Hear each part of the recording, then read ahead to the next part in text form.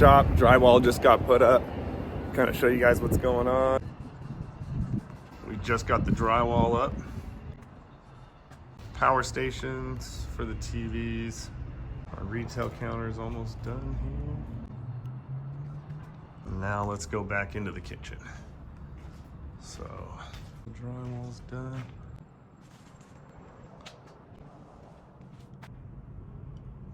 All the plumbing got finished.